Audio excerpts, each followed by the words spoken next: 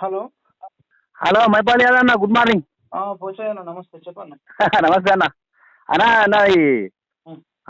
2 గుంటల దాకా 2 ఎకరాలకు పడ్డాయి అన్న రైతు బంధు. ఎంత? 2 గుంటల దాకా 2 ఎకరాలకు పడ్డాయి. Okay okay. ఇంకా ఇంకా ఎంత ఇంకెంత ఉంది మీ ప్లాన్?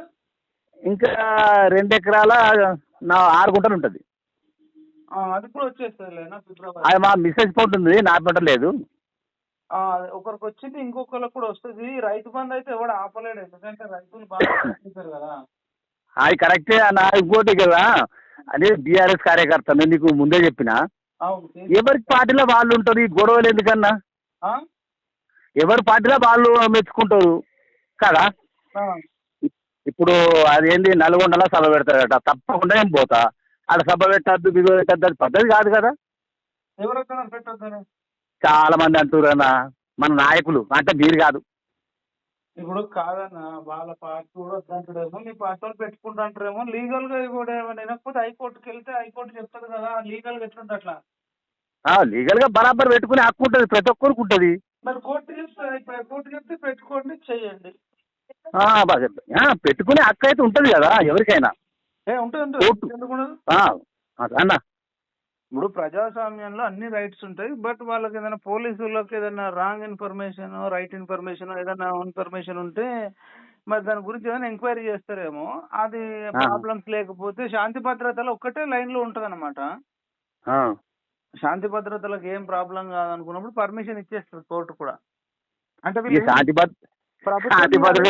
ఫస్ట్ ప్రభుత్వ అధికారులు ఇవ్వాలి. ఒకవేళ ప్రభుత్వ అధికారులు ఇవ్వకపోతే కోర్టు కూడా పరిశీలిస్తుంది. ఏం కాదు, మేము అంత మంచిగా చేసుకుంటామంటే కోర్టు పర్మిషన్ ఇస్తుంది. అంటే ఇప్పుడు అట్లా కదన్నా, వీళ్ళున్నా వేళ్ళున్నా అంటే జనరల్ ప్రొసీజర్ నీకు జనరల్ ప్రాసెస్ చెప్తున్నా. ఫస్ట్ అధికారులకు పెట్టుకుంటారు అప్లికేషన్. ఒకవేళ ఏం ప్రాబ్లం లేదనుకుంటే ఇస్తారు, ఇవ్వాలి. ప్రాబ్లం ఇది మా పల్లెటూళ్ళకి వచ్చిన ఇవ్వాలా మా ఊరికి వస్తే ఇక నా పార్టీ నీ పార్టీ అనుకుంటా కొట్టుకుంటుండ్రు. ఇది ఆ పద్ధతి కాదని ఆయనతో నచ్చ చెప్పుకున్నాము. అదే ఇంకొకటి హైలైట్ అండి, మీకు తెలియని విషయం ఏంటంటే పైన ఉన్న పెద్ద పెద్ద వాళ్ళంతా ఒకటే, మీరు ఊళ్ళలో కొట్టుకుంటారు తప్ప. కరెక్ట్ చెప్పినావు, ఇది మాత్రం వాస్తవం. ఎందుకంటే ఇప్పుడు కేసీఆర్ ను చూడడానికి రేవంత్ రెడ్డి పోయింది, ఎగ్జాంపుల్ చెప్తున్నా. అవును, వెళ్ళి కొట్టలేదు కదా, నువ్వు ఆ తప్పు చేసినావు ఈ తప్పు చేసినావని. ఆయనకేం హక్కు ఉంటుంది కొట్టడానికి? అదే మరి ఊర్లలో ఎందుకు ఏం హక్కు ఉంటుంది మరి ఇంకొని కొట్టడానికి? అది లంగతనం కాదా? అదే ఊర్లలో అది ఏ పార్టీ వాడన్నా కానీ ఒకరిని పోయి కొడతారు అన్నట్టు. అది అసలు ఇప్పుడు కేసీఆర్ ను కొట్టడానికి రేవంత్ రెడ్డికి లేదు, రేవంత్ రెడ్డి కొట్టడానికి కేసీఆర్ లేదు. అదే విధంగా కార్యకర్తలకు కూడా వర్తిస్తుంది కదా ఆ ఫార్ములా. అందరికి వర్తిస్తుంది, అంటే వర్తింప చేయాలి కూడా. ఇప్పుడు మీకు ఏది నచ్చితే మాట్లాడుకోండి, తప్పులేదు. అంటే డెమోక్రసీలో ప్రజాస్వామ్యంలో ఎంతవరకు అయితే మనకు మాట్లాడే స్వేచ్ఛ ఉందో అంతవరకు మాట్లాడుకోవచ్చు.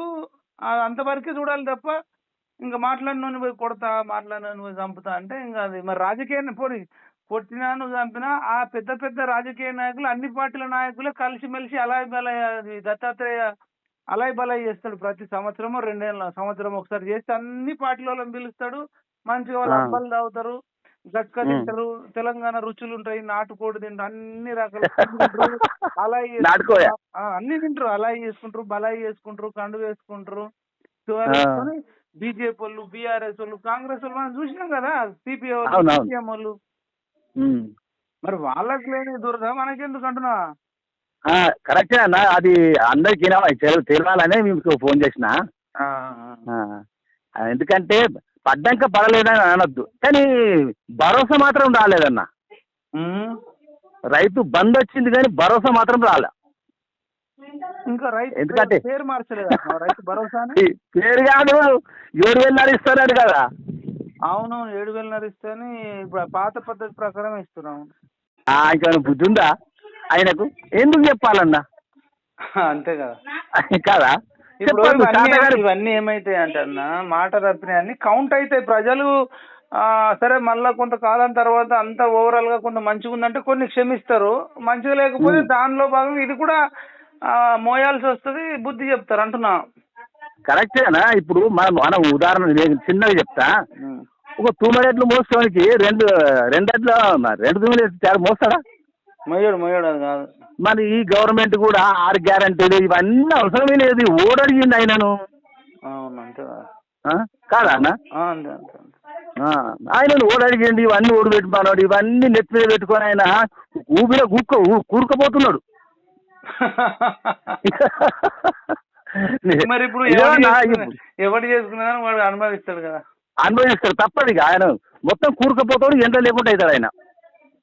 అయితే ఆయనకేముందంటే నా జీవితంలో ఒకసారి సీఎం అయితే చాలు, నేను ఎటు కూరకపోతే నాకేంది, ఒక్కసారి సీఎం ప్రమాణ స్వీకారం చేస్తే చాలు జీవితం ధన్యమవుతుందని ఆయన అనుకుంటుండు. నాకు ఇంతకంటే ఎక్కువ జీవితంలో నాకు ఏముంటది, ఒకసారి అయితే అయినా కదా, తర్వాత అయితే అవుతాం లేకపోతే లేదు అంటే మనసులో అనుకుంటారు అంటున్నా. ఒకసారి సీఎం అవ్వడం అంటే అది కూడా ఏం కష్టపడకపోయినా సీఎం అవ్వడం అంటే అది ఆశామాషి కాదు కదా. ఆశామాషి అయితే కాదు. ఏమి కష్టపడకపోయినా సీఎం అయిన అంటున్నా. అవును, ఏ కష్టమే లేదు. చెమట చుక్క రాకుండా సీఎం అయిండు. ఎందుకు అయిండు? ఈ నిరుద్యోగులు అందరూ కూడా కేసీఆర్ను ఓడించాలని తిరిగిర్రు. తర్వాత మీరు అన్న యూట్యూబ్ ఛానళ్ళు కేసీఆర్ను ఓడించాలని తిరిగినాయి. తర్వాత ఉద్యోగులు కూడా మాకు టైంకి డబ్బులు పడతలేం వాళ్ళు తిరిగిర్రు. తర్వాత రైతులలో కూడా చిన్న సన్నకారు రైతులు భూస్వాములకి ఎక్కిస్తుండు, మాకేం తక్కువనే ఇస్తుండు కదా అని చెప్పి వాళ్ళు కూడా ఇట్లా అదయ్యారు. తర్వాత దళితులు కూడా మాకు దళిత బంధు ఇస్తాను కొందరికి ఇచ్చిండు, మళ్ళీ మిగతా వాళ్ళకి ఇస్తలేడు. వీళ్ళంతా కేసీఆర్ మీద ద్వేషంతో చేతి గుర్తు కోటేసారు తప్ప రేవంత్ రెడ్డి మీద ప్రేమతోనో కాంగ్రెస్ ఎమ్మెల్యేల మీద ప్రేమతోనో పెద్దగా వేసిన వాళ్ళు లేరు. అసలు కొద్దిమంది అయ్యొచ్చు కానీ ఎక్కువ మంది అయితే ఇట్లనే వేసారు కదా. అవును, అంటే ఎంత అదృష్టం కావాలి. ఏం పాదయాత్ర చేసినోడు కాదు, ఆస్తులు అమ్ముకున్నాడు కాదు, అమర నిరాహార దీక్ష చేసినోడు కాదు, అనామత్ సీఎం. ఇప్పుడు ఆయన అంటే ఆయన చాలా లక్కీ కదా, మనందరికంటే లక్కీ కదా. చాలా లక్కీ ఆయన. ఒక్కటన్నా ఇప్పుడు ఒక గవర్నమెంట్ ఉద్యోగి ఉన్నాడు అనుకో, ఆయన కుటుంబమే బతుకుతుంది. ఇప్పుడు మనలాంటి ఒక రైతు ఉన్నాడు, ఆడు ఒక 50-60 బస్తాలు పండిస్తాడు అనుకో చిన్నగా, ఎంతమందిని బతికిస్తాడు? రైతు గ్రేటా, నీ ఉద్యోగం గ్రేటా? చిన్నగా రైతు గ్రేటా, ఉద్యోగం గ్రేటా? రెండు గ్రేట్ అంట నేను కూడా, కానీ ఫస్ట్ రైతు గ్రేటు, తర్వాత నీ ఉద్యోగం గ్రేటు. నేను కాదా, రైతులు కూడా నేను ఉద్యోగస్తులను కూడా ఎందుకు ఇస్తలేవని నేను అన్నానన్నా, ఎందుకంటే ఉద్యోగాలు కావాలి. అయితే ఇప్పుడు ఎట్లా ఉంటది అంటే అన్న, ఒకదానికి ఒకటి లింక్ ఉంటది. ఎట్లుంటదంటే ఇప్పుడు మన హరిత విప్లవం అని మనకు వచ్చింది. అంతకుముందు మనకు వ్యవసాయంలో ఇంత దిగుబడి రాకపోతుండే. అవును, ఇంత దిగుబడి రాకపోతుండే. వీళ్ళందరూ మరి మన మన అగ్రికల్చర్ సైంటిస్టులు అంతా కలిసి దీన్ని కొత్త కొత్త వంగడాలు విత్తనాలు కనిపెట్టి ఇవి మనకు దిగుబడి ఎక్కువ రావడానికి వాళ్ళు ఎన్నో పరిశోధనలు చదివి చూసి చేసి మనకు ఇంప్లిమెంట్ చేయడం వల్ల ఇప్పుడు మనకు ఇప్పుడు ఒక 20-30 ఏళ్ళ నుంచి పంటలు ఎక్కువ పండుతున్నాయి. 20 ఏళ్ళ నుంచి 20-25 ఏళ్ళ నుంచి. అంతకుముందు మనకు అసలు వ్యవసాయంలో ఇంత దిగుబడి ఎక్కడిది లేదు. అంటే చదువుకున్నోడే కదా అవన్నీ చేసింది. అవును, చదువుకున్నాడు అంటే ఉద్యోగం వచ్చినోడే కదా. ఉద్యోగం వచ్చినోడే, నేను కాదని అంటలేను. అందులో ఆయన ఒక్కడే కదా అన్న. ఇప్పుడు ఎంతమంది బతుకుతుండ్రు ఆ రైతు పండిస్తే?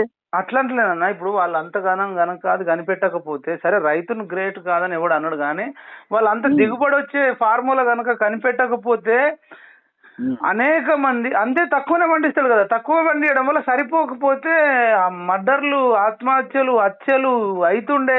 గతంలో కూడా అనేక మంది తిండి లేక చచ్చిపోయిన వాళ్ళు ఉన్నారు, చాలా మంది. అట్లాంటి పరిస్థితి వస్తుండే అంటున్నా. దీనికి చదువుకోవడం అనే దాని వల్లనే ఇప్పుడు వాళ్ళు కనిపెడితేనే మనం అంతగానం పండిస్తున్నాం. వాళ్ళు కనిపెట్టకపోతే పాత జమాన్లు ఎట్లా పండించినామో అట్లా పండించేది. అవును, పండిస్తే దిగుబడి తక్కువ వచ్చేది. దిగుబడి తక్కువ వస్తే ఇంట్లో 4 పిల్లలు ఉంటే మనమే అందరికి పెడతామా పెట్టలేమనే పరిస్థితి కూడా గతంలో ఉండే కదా.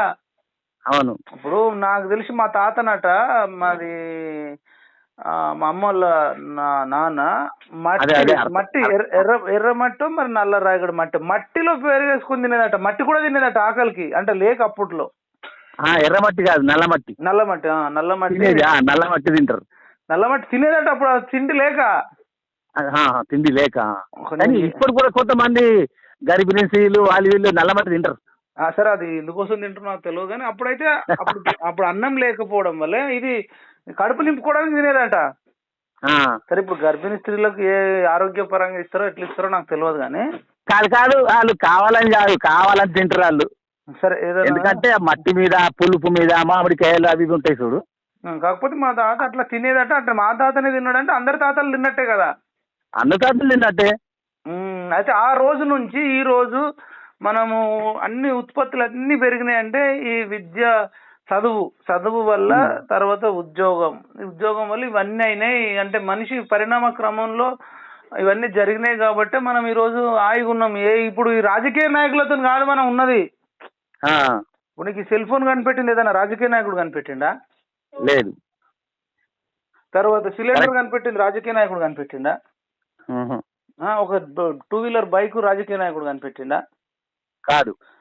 మరి ఏమీ కనిపెట్టిన ఇప్పుడు విత్తనాలు, వరి విత్తనాలు కానీ, ఇంకా మామిడికి సంబంధించినవి కానీ, టమాటాలకు సంబంధించినవి ఇవన్నీ హైబ్రిడ్ కూడా వచ్చేసినాయి. ఇవన్నీ ఉత్పత్తి పెరగడానికి కారణం ఏ రాజకీయ నాయకుడు కాదు కదా.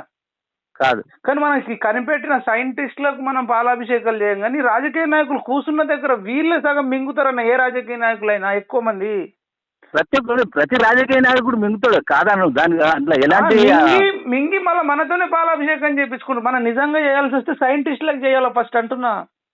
ఇక సైంటిస్టులు నిలబడతలేరు కదా, మనకు ప్రజలలో కానరారు కదా. అది కదా మైనస్. ఇప్పుడు సినిమా హీరోలకు, రాజకీయ నాయకులకు, ఆటలు ఆడేటోళ్ళకి చేస్తారు. నిజానికి ఆటలు ఆడేటోళ్ళు లేకపోయినా మనకు ప్రాబ్లం లేదు. ఈ రాజకీయ నాయకులు లేకపోయినా మనం బతుకుతాం. తర్వాత సినిమా హీరోలు లేకున్నా బతుకుతాం. కానీ సైంటిస్టులు, రైతులు లేకపోతే మనం బతకలేం. మన జవాన్లు. అవును. ఇప్పుడు డాక్టర్లు కన్నా ఇప్పుడు ఐపీఎల్ జరుగుతున్న చూడు, దానికి ఎన్ని కోట్ల ఖర్చు వస్తుందో చూడు. అదే ఇంకోటి మంచి మంచి మందులు కనిపెట్టారు డాక్టర్లు. ఆ మందులు కనిపెట్టడం వల్ల అనేక రోగాల నుంచి తప్పించుకుంటున్నాం. అంటే అది ఆయుర్వేదంలో కావచ్చు, అల్లోపతిలో కావచ్చు, లేకపోతే ఇంకా న్యాచురోపతిలో కావచ్చు, హోమియోపతిలో కావచ్చు. ఆ డాక్టర్లకు సరిపడా గుర్తింపు ఉండదు, రాజకీయ నాయకులకు ఉంటుంది అంటున్నా. అవును, డాక్టర్లు చాలా మంది డాక్టర్ల గురించి నేను చెప్పినా కదా. మన ఉస్మానియాలా నేను ఎట్లా తయారయ్యానంటే, నేను వస్తానా ఈ పొలం కాడికి వెళ్ళి రాగానే నీ మన క్యాంపస్కి వస్తా, వచ్చి కలుస్తాను మళ్ళీ. ఓకేనా, రైట్. ఇప్పుడు ఎందుకంటే ఫోన్ చేయగానే లేపినందుకు థ్యాంక్స్ అన్న. ఓకేనా, రైట్. నీ నంబర్ ఉంది, నేను లేవండి. థ్యాంక్స్ అన్న. Thank you.